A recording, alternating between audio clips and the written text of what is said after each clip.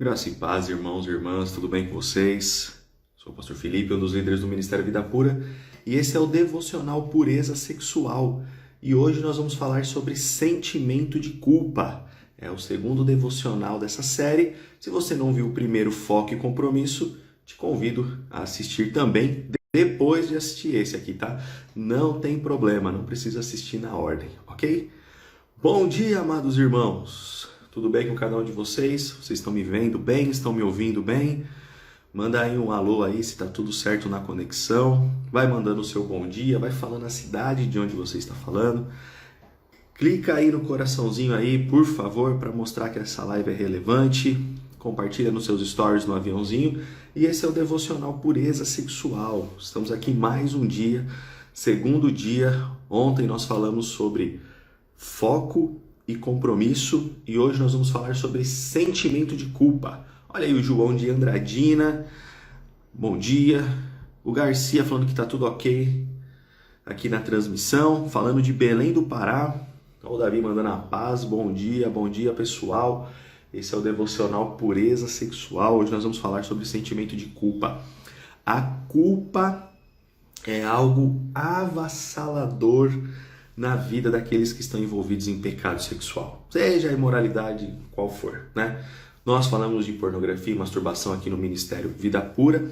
Olha aí a nossa irmã de Moçambique, louvado seja Deus.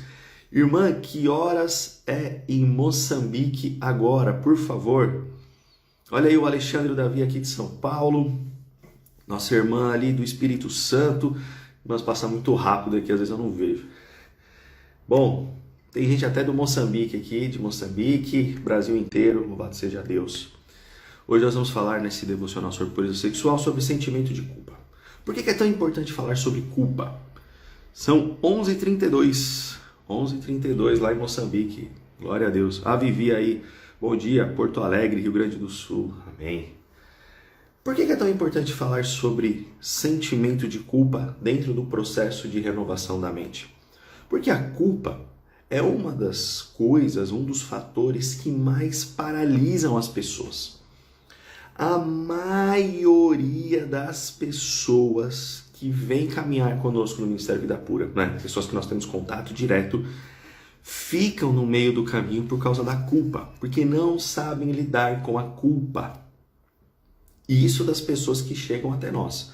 Agora imagina das pessoas que nem chegam até nós, que não fazem nem parte do nosso círculo, que nos acompanham à distância, que se alimentam do conteúdo que nós postamos.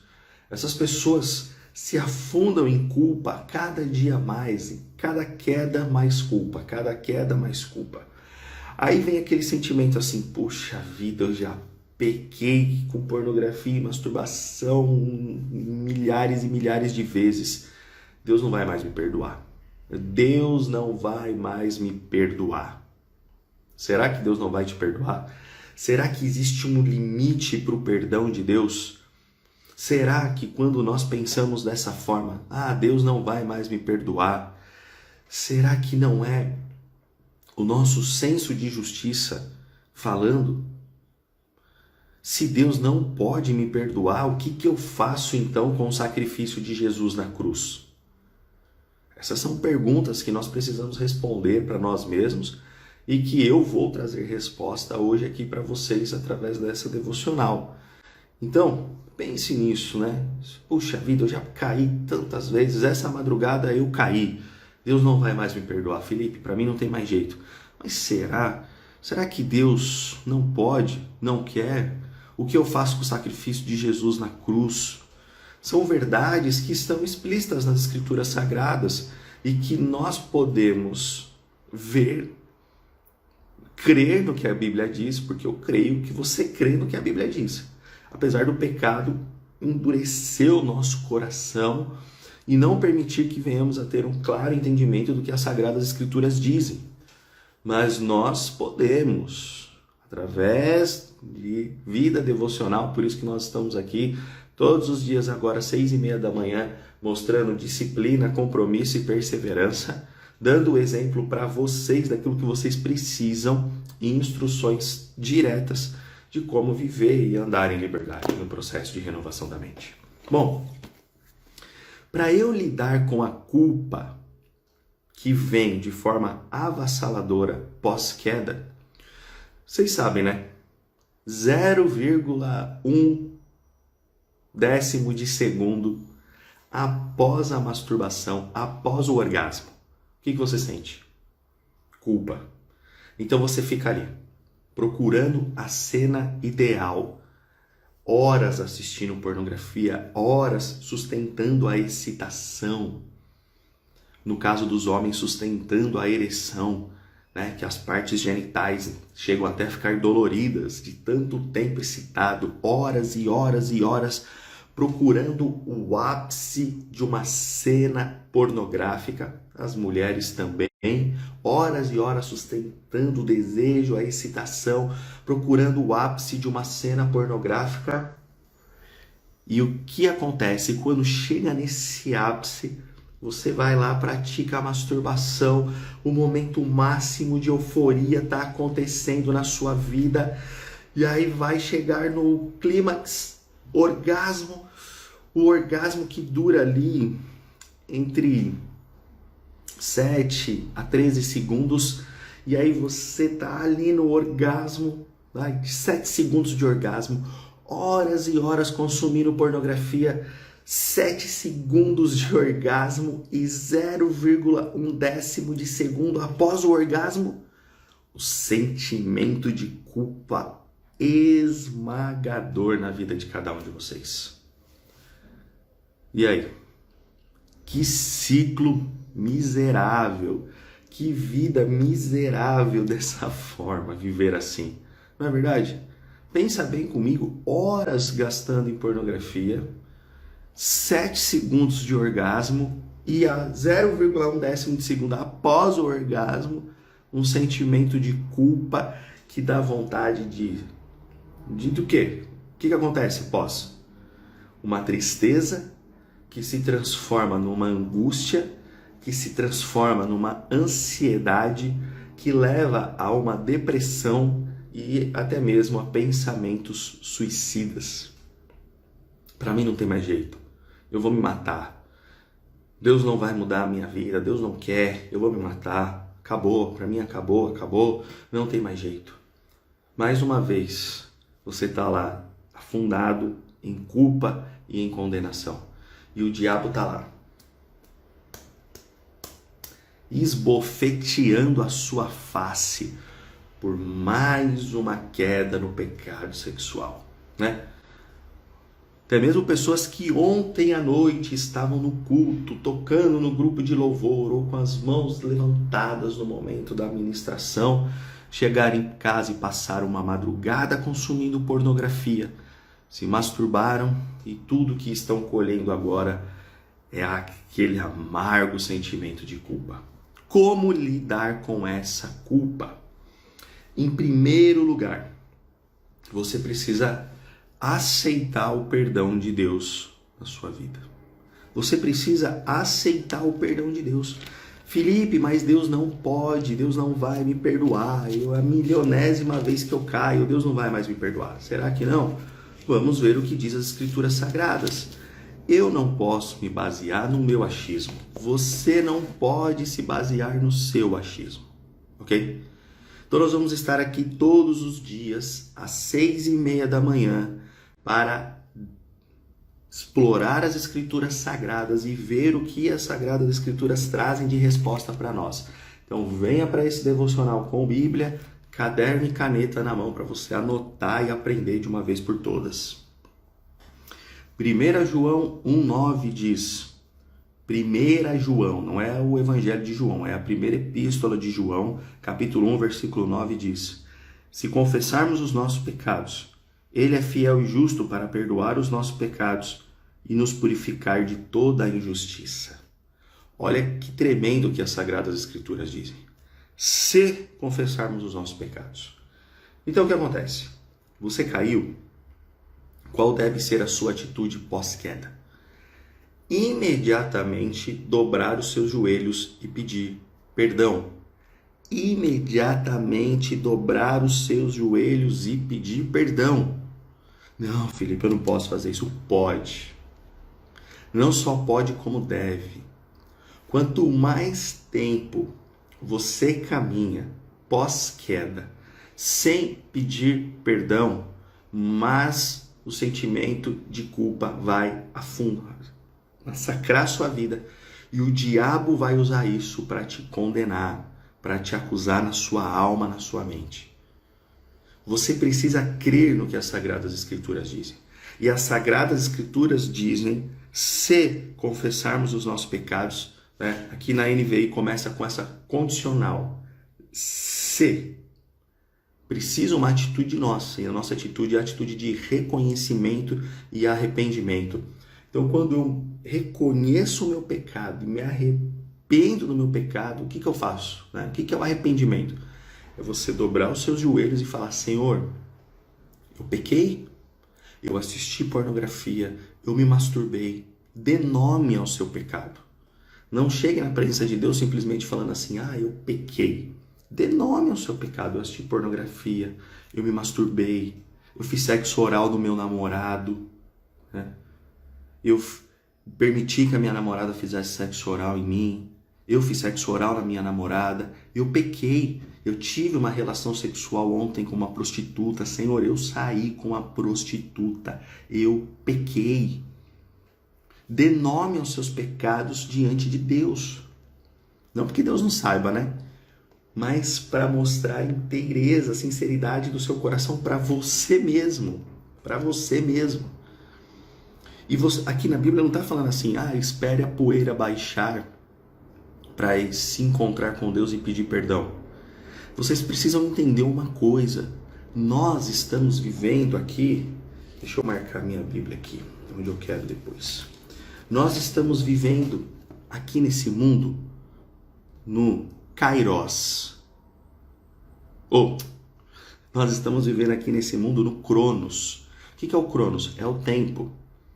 É o tempo, né? Que horas são agora? 6h42 da manhã de uma segunda-feira, horário de Brasília, Brasil. Nós estamos vivendo dentro do Cronos, dentro desse tempo, presos dentro do tempo. Deus está vivendo no Kairos, ele está acima desse tempo. Deus, ele é de eternidade a eternidade, ou seja, ele não tem começo, não tem meio e não tem fim. Deus sempre existiu.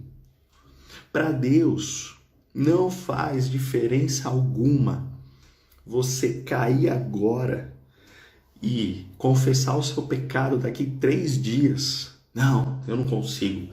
Estou com muita vergonha, eu preciso esperar a poeira baixar para confessar o meu pecado para Deus. Isso não existe para Deus, porque Ele está fora do tempo. Ele já sabe do seu pecado antes de você nascer. Romanos diz, o apóstolo Paulo em Romanos diz que Jesus morreu por nós quando nós ainda éramos pecadores. Isso é algo atemporal, no sentido de que eu nem tinha nascido, mas Jesus já estava morrendo na cruz pelos meus pecados, e ele já sabia dos meus pecados.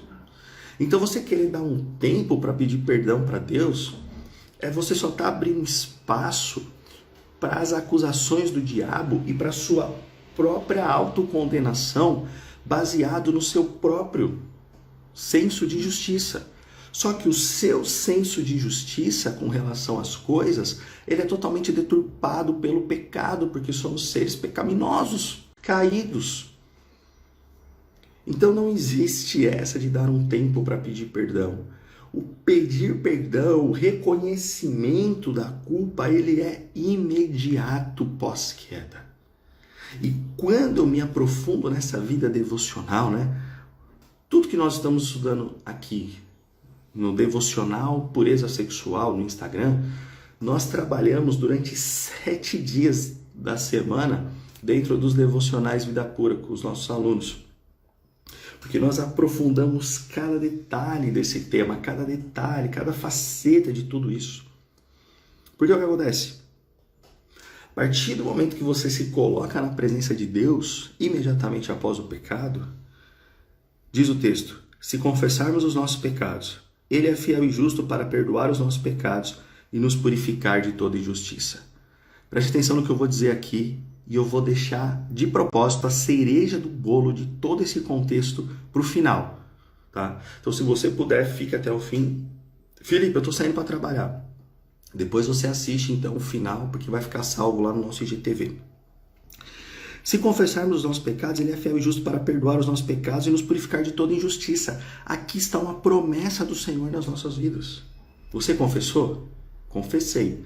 A Bíblia está dizendo que se você confessa, Ele é fiel e justo para perdoar os nossos pecados e nos purificar de toda injustiça. O pós-queda é momento de confissão. E quando eu confesso o meu pecado, eu recebo perdão da parte de Deus e recebo justiça da parte de Deus. Tá, Felipe? Receber perdão até posso começar a entender. Mas recebo justiça da parte de Deus? Claro. Como? Acabei de pecar pela milionésima vez? Pois é. Porque Deus nos perdoa não por causa dos nossos méritos, mas porque os nossos pecados já foram pagos na cruz do Calvário através do sacrifício de Jesus Cristo. É por isso que o Evangelho ele é tão poderoso. O meu pecado já foi pago na cruz. Quando eu me coloco diante de um Deus santo, confessando o meu pecado, diz as Escrituras que Ele perdoa o meu pecado, me purifica de toda injustiça, me vê como justo, me vê como santo. Mas como isso é possível? Isso é possível por causa da graça. Graça, a palavra graça significa favor imerecido. Você não merece, mas Ele te dá por causa do sacrifício de Cristo na cruz do Calvário, que comprou a minha e a sua vida a preço do seu próprio sangue precioso. Vocês conseguem entender isso? E aí Isaías, capítulo 43, versículo 25. Isaías 43, 25 diz: Sou eu mesmo, aquele que apaga suas transgressões, por amor de mim, e que não se lembra mais dos seus pecados. Olha o que Deus está falando. Ele está fazendo algo que é apagar as nossas transgressões por amor a Ele mesmo. Deus não apaga as nossas transgressões por amor a nós. Ele apaga as suas transgressões por amor a Ele. E Ele faz todas as coisas por Ele mesmo. Ah, Felipe, agora isso ficou muito difícil. É que vocês precisam entender uma coisa. Quando Deus faz algo para Ele mesmo, Ele está fazendo algo para render glórias a si próprio. Qual é o maior ser que existe no universo? O próprio Deus. E o próprio Deus precisa fazer tudo para que isso venha trazer glória a Ele. Porque se Ele fizer algo que não vai resultar em glória a Ele, Ele estaria se tornando um ser idólatra, servindo a outro, rendendo glórias a outro. E Ele não pode. Ele é santo e perfeito. Por ser o maior, o ser supremo, santo, santo, santo, Ele faz tudo por Ele. E ao render glórias a Ele, nós somos os beneficiados. Por quê? Preste atenção. Para que tudo venha a render glórias a Ele, Ele escolheu nos amar. Ele escolheu pagar o preço pelos nossos pecados ao enviar seu Filho para morrer na cruz em nosso lugar. Sou eu mesmo, aquele que apaga as suas transgressões por amor de mim, porque Ele é o ser maior do universo. Ele estabeleceu como as coisas funcionam para que o seu nome seja glorificado e exaltado. E Ele escolheu nos amar, escolheu enviar o seu Filho para demonstrar esse amor. Quando Deus criou todas as coisas em sua triunidade, Pai, Filho e Espírito Santo, ao criar tudo que existe, existe algo na teologia que se chama pacto de salvação. Vocês acham que Deus foi pego de surpresa no Jardim do Éden? Isso é uma heresia. Existe uma heresia que fala que Deus foi pego de surpresa no pecado do homem. Claro que não, isso já estava ali Deus sabia tudo que ia acontecer, mas ele permitiu que fosse do jeito que foi para demonstrar a sua infinita graça, misericórdia e amor ao enviar seu filho para morrer na cruz em nosso lugar. É, a grosso modo, assim, de uma maneira bem simplista, dizendo: Pai, Filho e Espírito vão criar todas as coisas e decidem que ao criar todas as coisas eles querem se relacionar com a criação, com o homem que eles fariam à imagem e semelhança de si mesmos, e ao criar todas as coisas para a glória do seu nome, né? Eles estão ali: vamos fazer o homem à nossa imagem e semelhança, façamos o homem à nossa imagem e semelhança, vamos nos relacionar com esse homem, vamos revelar a graça, o amor, a misericórdia de uma maneira abundante que nunca se acaba, e façamos dessa forma. Dessa forma o pecado vai entrar na história da humanidade e precisamos então solucionar o problema do pecado. E Jesus, eis-me aqui. Eis-me aqui. De modo simplista, é isso. Vamos fazer? Vamos. Vamos nos relacionar com a criação? Vamos. Vamos revelar a nossa graça, o nosso amor, a nossa misericórdia, a nossa justiça, a nossa santidade? Vamos. Qual é a maneira que faremos isso? Faremos com o sacrifício de Jesus na cruz. Não dá para entender a grandeza disso tudo, porque isso é o Evangelho.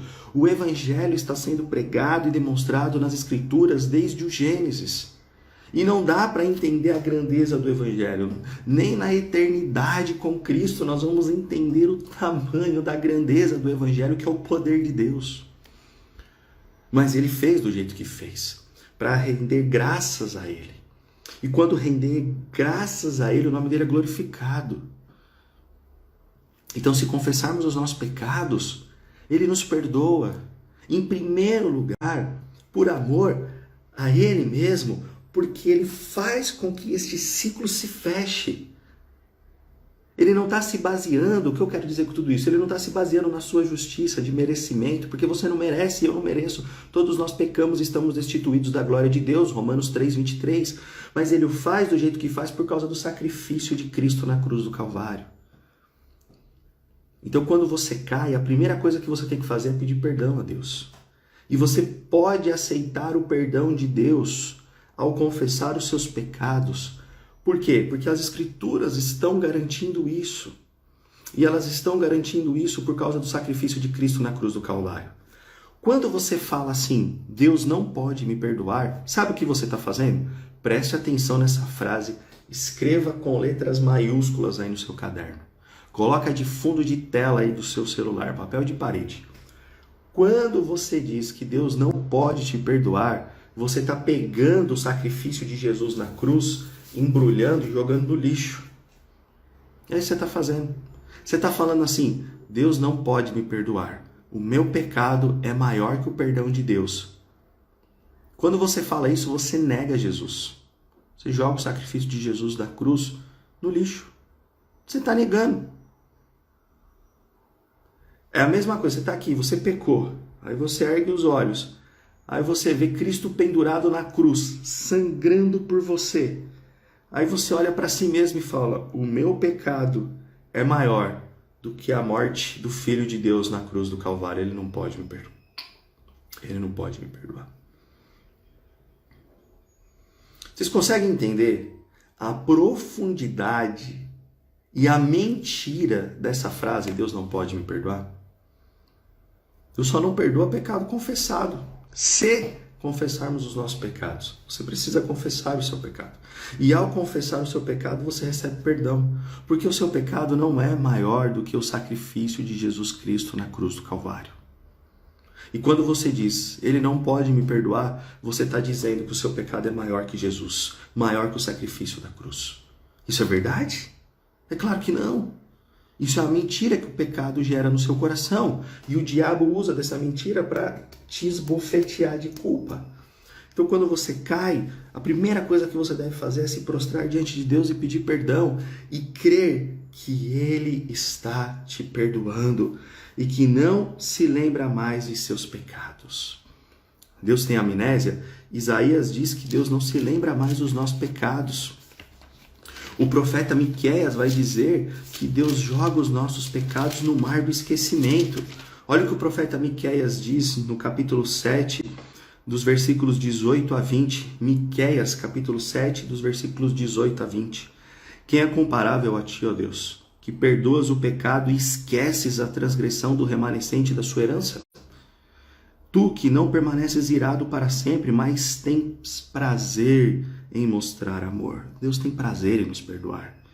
De novo terás compaixão de nós, pisarás as nossas maldades e atirarás todos os nossos pecados nas profundezas do mar. Olha o profeta Miqueias aqui falando a mesma coisa que o profeta Isaías. Deus não se lembra mais dos nossos pecados. E ele usa aqui uma metáfora, uma expressão que ele vai atirar os nossos pecados nas profundezas do mar. Deus sofre de amnésia? Claro que não. O Todo-Poderoso Onisciente, existe algo que ele não saiba? É claro que não. Mas o que isso quer dizer? Que Deus não é como o homem. Quando você pisa no calo de alguém, essa pessoa pode virar para você e falar assim, eu te perdoo. Mas daqui a um tempo, se vocês tiverem uma desavença de novo, é possível que ela jogue na sua cara outra vez o seu erro do passado. Isso é o homem. Mas Deus não é assim. Quando você confessa o seu pecado a Ele, Ele pega o seu pecado e joga ele nas profundezas do mar, do qual Ele não se lembra mais, no sentido de que isso não importa mais. Acabou. Acabou. Porque esse pecado já foi perdoado no madeiro. Meu filho já pagou por esse pecado. Está pago. Se está pago, está esquecido, ou seja, acabou. Isso não volta mais, isso não existe mais. Esqueceu, acabou, acabou, acabou. Acabou. Isso são verdades eternas que estão nas Escrituras Sagradas. Por isso que eu estou aqui, agora, cedo, para trazer verdades eternas para você, para que você viva de acordo com o que a Bíblia diz e não de acordo com o que o seu coração enganoso diz. Se confessarmos os nossos pecados, Ele é fiel e justo para perdoar os nossos pecados e nos purificar de toda injustiça. É isso que acontece. Essa é a graça, é o favor imerecido. Quando você diz, Deus não pode me perdoar, você está anulando o sacrifício de Cristo na cruz e está se baseando no seu próprio senso de justiça. Mas o que é a sua justiça, senão uma justiça distorcida pelo pecado? Uma justiça que ainda crê, ainda que não, se você não quer confessar isso com os seus lábios, mas acaba fazendo com as suas atitudes, ser conquistado, conquistar diante de Deus na base do merecimento. Quando você diz, Deus não pode me perdoar, você está achando que você precisa fazer algo para merecer o perdão de Deus. Mas não há nada que você possa fazer para merecer o perdão de Deus. E o perdão de Deus já foi conquistado por você em Cristo Jesus na cruz do Calvário. É por isso que Ele morreu por nós, porque não existe esperança para nós sem isso. Não existe nada, não existe esperança, não existe nada senão uma plena certeza e sensação de morte se não fosse Jesus na cruz por mim e por você. Só o Evangelho pode trazer essa convicção. E se eu não trouxer o Evangelho para dentro do meu processo de renovação da mente, para dentro do meu processo de santificação, nada vai acontecer. Eu vou continuar sendo escravizado pelo pecado. Eu vou continuar me autocondenando com o meu senso de justiça corrompido pelo pecado. E eu vou continuar sendo esbofeteado por Satanás. Então eu posso crer no perdão de Deus, porque as Escrituras Sagradas dizem isso. Aceite o perdão de Deus na sua vida. E olha o que diz o Salmo 103, a partir do verso 8. Salmo 103, a partir do verso 8. Olha que promessa riquíssima. Do 8 ao 14. O Senhor é compassivo e misericordioso, muito paciente e cheio de amor. Não acusa sem cessar, nem fica ressentido para sempre. Não nos trata conforme os nossos pecados, nem nos retribui conforme as nossas iniquidades. Pois como os céus se elevam acima da terra, assim é grande o seu amor para com os que o temem. E como o Oriente está longe do Ocidente, assim Ele afasta para longe de nós as nossas transgressões. Como um pai tem compaixão de seus filhos, Assim o Senhor tem compaixão dos que o temem, pois ele sabe do que somos formados. Lembra-se de que somos pó. O Senhor sabe quem somos. O Senhor conhece a nossa estrutura. Olha que promessa riquíssima. Que promessa riquíssima.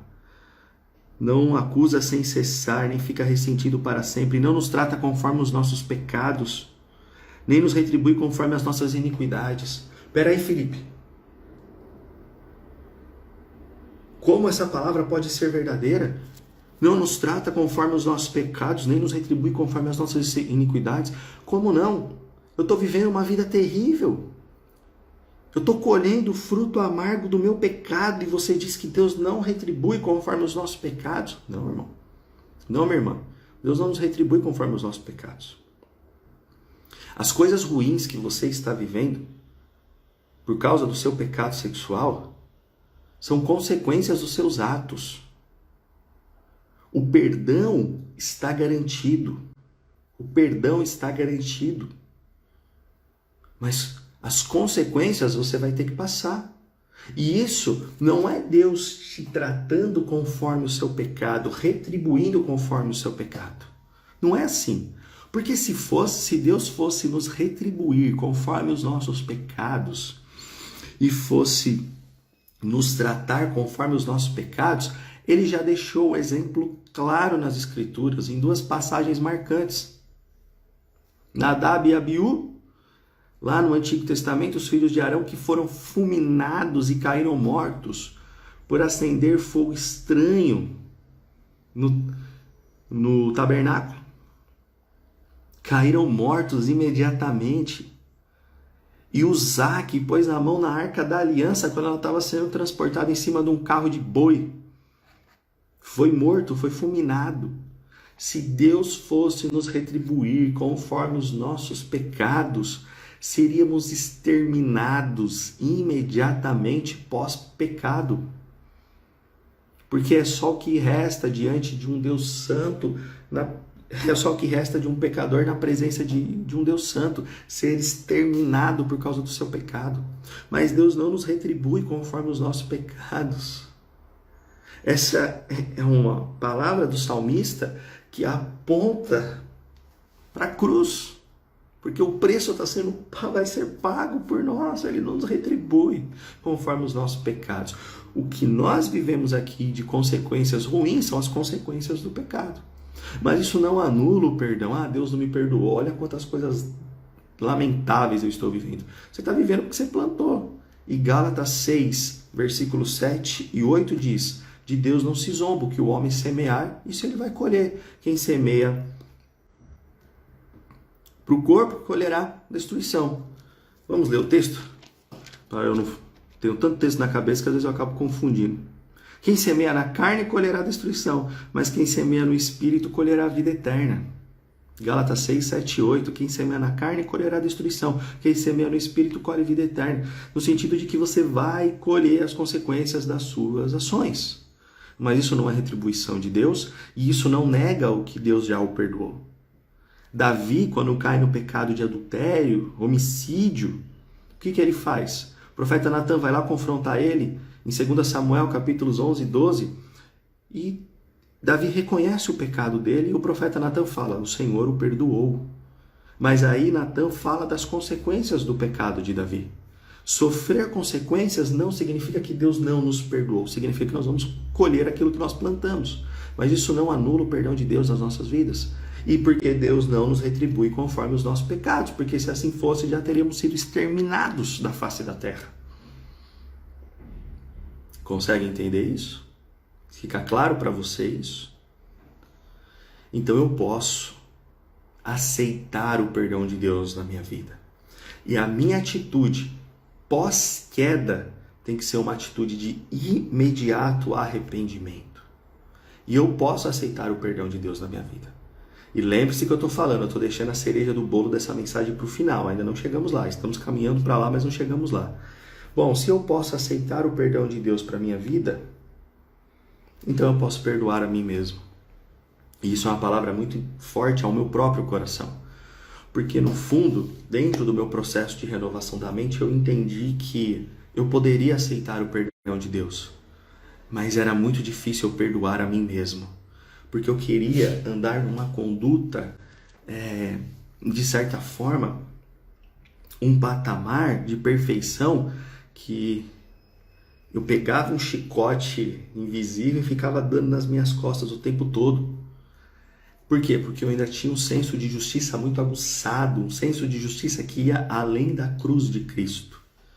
O pecado fez isso na minha própria vida. Eu comecei a entender dentro do meu processo, falando, tá, eu posso aceitar o perdão de Deus para minha vida, mas como que eu vou perdoar a mim mesmo? Como que eu posso perdoar a mim mesmo? Como?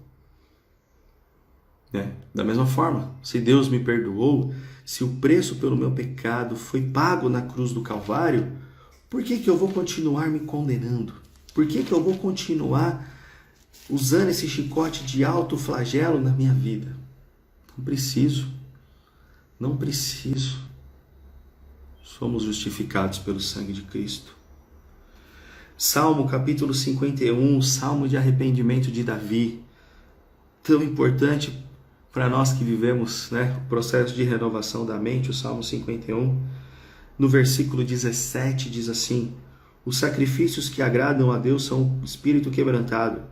Um coração quebrantado e contrito, ó Deus, não desprezarás. Os sacrifícios que agradam a Deus são um espírito quebrantado. Um coração quebrantado e contrito, ó Deus, não desprezarás. Irmãos, Deus se agrada muito mais de um pecador que se arrepende. Se eu tivesse assistido pornografia agora e no exato momento seguinte estivesse debruçado, clamando a presença de Deus e pedindo perdão, o Senhor estaria se alegrando mais da minha vida do que eu estar aqui pregando a vocês agora. Como assim, Felipe?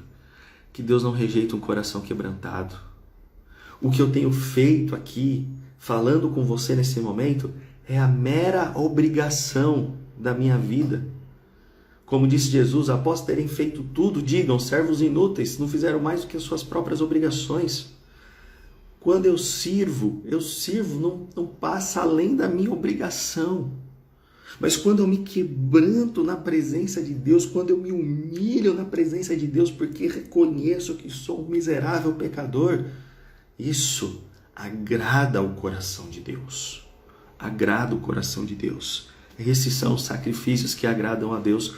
Não é o que você faz para Ele, mas é o que você é diante dEle. E quando você reconhece que você é um pecador diante dEle e se quebranta na presença dEle, Ele se satisfaz da sua vida.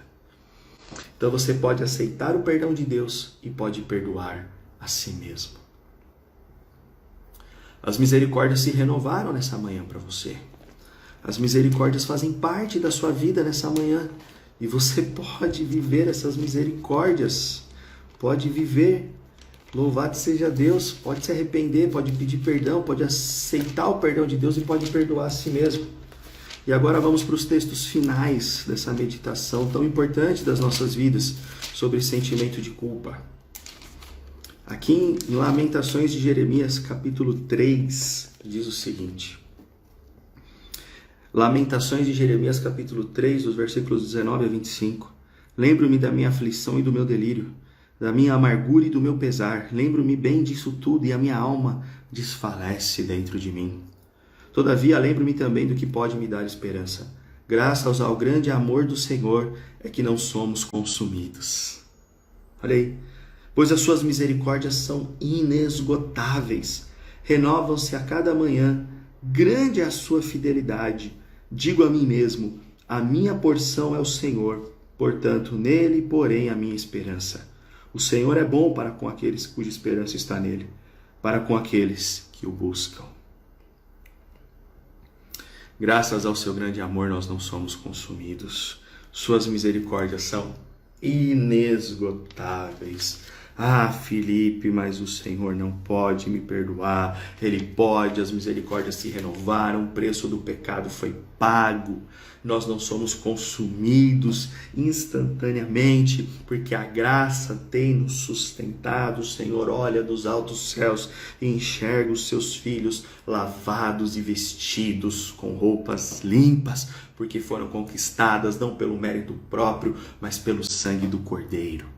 E quem entende essa mensagem não a entende de fato para dizer assim: ah, já que é assim, então eu vou pecar. Eu vou pecar porque o perdão está garantido. Quem pensa dessa forma é um libertino, escarnecedor da cruz. Essa palavra gera constrangimento aos corações ao dizer: olha o tamanho desse amor, ele me constrange, me leva a obedecê-lo. E ainda que eu fale, imediatamente me prostrarei diante do Senhor, porque se eu confessar os meus pecados, Ele me perdoa. Percebe? É uma mensagem de restauração, não é uma mensagem para ser uma carta branca para você pecar, porque se você está pensando aí, ah, mas eu estou ouvindo tudo isso, então eu posso pecar. Se você está pensando isso, você é um libertino que ainda não se converteu no seu coração. Agora, se você está lutando contra a pornografia, essa é uma mensagem de ânimo, de esperança para você. Há perdão em Deus. Anote esse texto, só mais 2 textos, para nós fecharmos esse ciclo poderoso. Mateus, capítulo 18, versículos 21 e 22. Então Pedro aproximou-se de Jesus e perguntou: Senhor, quantas vezes deverei perdoar a meu irmão quando ele pecar contra mim? Até 7 vezes? Jesus respondeu: eu lhe digo, não até 7, mas até 70 vezes 7. Se nós devemos perdoar os nossos irmãos 490 vezes ao dia se eles errarem contra nós, isso é uma expressão que mostra que nós devemos perdoar sem limites aqueles que erram contra nós. Vocês acham que Jesus seria hipócrita de ensinar algo que ele não faria? Se nós devemos perdoar os homens 70 vezes 7 vezes ao dia, que pecam e erram contra nós, que erram contra nós, melhor dizendo, será que o Senhor seria hipócrita de ensinar algo que não faria? Jesus ensina aquilo que ele é. Jesus não ensina simplesmente o que ele faz, Jesus ensina aquilo que ele é a essência do ensino. Então você não pode nunca mais na sua vida pensar, ele não pode me perdoar. Eu já te dei vários motivos para você pensar isso e esquecer de uma vez por todas isso. Aí você fala assim, não, mas eu já errei pelas milionésimas vezes. Mas ele está dizendo que nós devemos perdoar uns aos outros milionésimas vezes, sem medida. Se ele ensina, é exatamente o que ele faz. Então você não precisa se afundar em culpa e condenação. Entende? É isso. Essa é a essência. Por que nós devemos agir assim com os nossos irmãos? Porque Deus agiu assim conosco na cruz do Calvário. Nós devemos perdoar as pessoas infinitamente, porque o Senhor nos perdoou infinitamente mais na cruz do Calvário. Felipe, então por que eu sinto toda essa culpa após o pecado? Quer saber?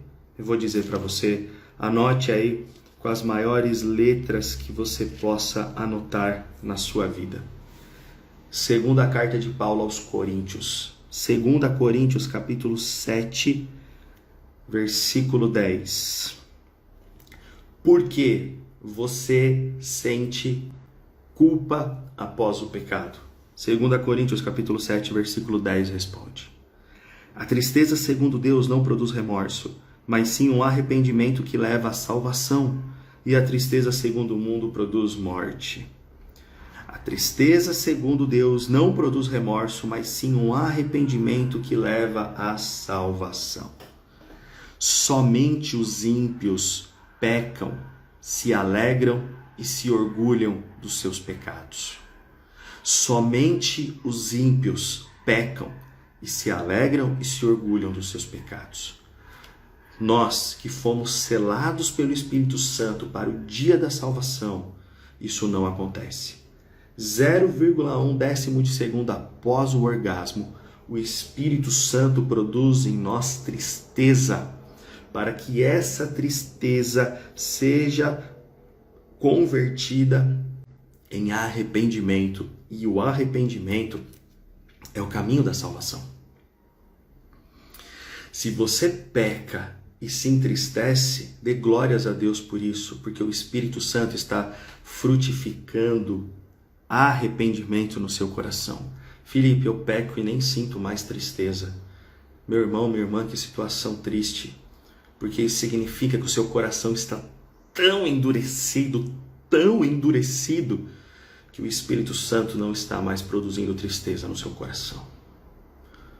E agora, Felipe, agora se rasgue na presença de Deus, chore na presença de Deus, clame pelo seu Deus, para que Ele venha te visitar hoje, visitar o seu coração hoje.